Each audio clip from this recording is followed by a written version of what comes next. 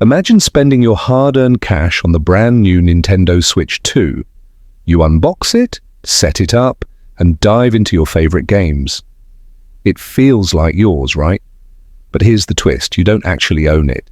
At least, not in the way you think.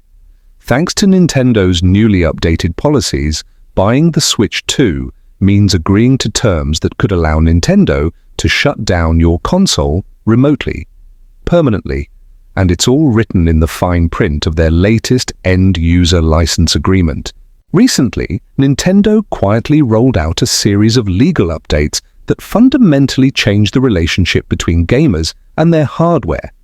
Under these new rules, Nintendo reserves the right to disable your console if you break their terms, even if you've paid for it in full. That means if you modify your console, install unauthorized software, or even try to tinker with the system for non-malicious reasons, Nintendo can block you from using it. No refund, no warning, just game over. It's a controversial move, especially in a time where modding has become a vibrant part of gaming culture. For years, modders have created everything from accessibility tools to fan-made content that enhances the gaming experience. But now, even harmless modifications could put your Switch 2 at risk. Nintendo's justification to fight piracy and protect the integrity of their platform. But critics argue that these policies punish regular users more than they prevent criminal behavior. Even more unsettling is the way Nintendo frames your purchase. You're not buying a console, you're buying a license to use it. Nintendo retains ownership of the software, and you simply get permission to access it under strict conditions. Step outside those lines and they can take it all away. That shift in control from user to corporation is at the heart of why so many gamers are sounding the alarm. And if that wasn't enough, Nintendo's also adding features like Game Chat, which allow voice and video communication during gameplay. Sounds cool, right? But it comes with another catch. Those conversations can be recorded and monitored to enforce community guidelines.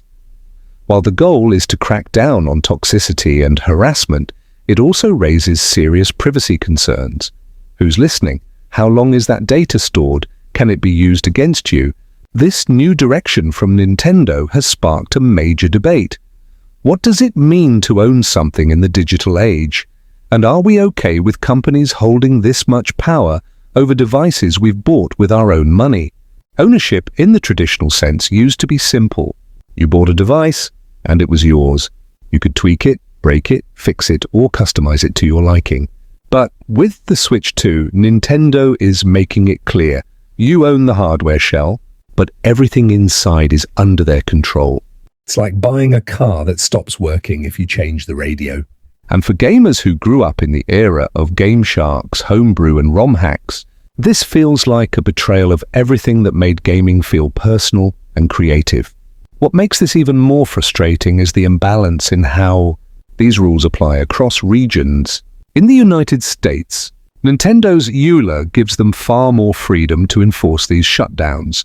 But in Europe, consumer protection laws offer more resistance. European law considers these kinds of kill switches a violation of basic consumer rights, so Nintendo may only be able to block specific pirated content there, not disable an entire console. That means your experience with the Switch 2 could be very different depending on where you live, even though you're buying the same device. And here's where things start to get really philosophical. When you spend money on a piece of tech, be it a phone, a console, or a PC, how much control should the manufacturer retain over it? At what point does a customer stop being a user and start being a hostage to a system that can lock them out for disobedience? These are the questions Nintendo's new approach forces us to confront. The gaming community has already begun pushing back. Forums are filled with criticism.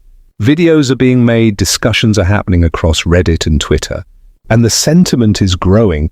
Gamers don't want to feel like they're renting a console they already paid for. They want to own their experience just like they did in past generations. But the harsh truth is, this isn't just a Nintendo problem. It's part of a wider industry trend. More and more companies are moving toward software as a service. where you never truly own the games or devices you buy, you just license them. And those licenses can be revoked, restricted, or changed at any time. We've already seen this with streaming platforms, digital game stores, and even smart TVs. Now, it's hitting consoles harder than ever. So what can you do? First, be informed. Understand the agreements you're signing, even if they're hidden in legalese. Second, speak up. Consumer feedback does matter, especially when it's loud and unified. And third, consider supporting companies and platforms that respect your right to tinker, modify, and truly own your gear. The Switch 2 might be an amazing piece of technology, but the future it represents? That's still up for debate. Because in a world where you can pay full price for a product and still lose access overnight, the real game might not be happening on screen. It's the one between you and the companies behind the curtain.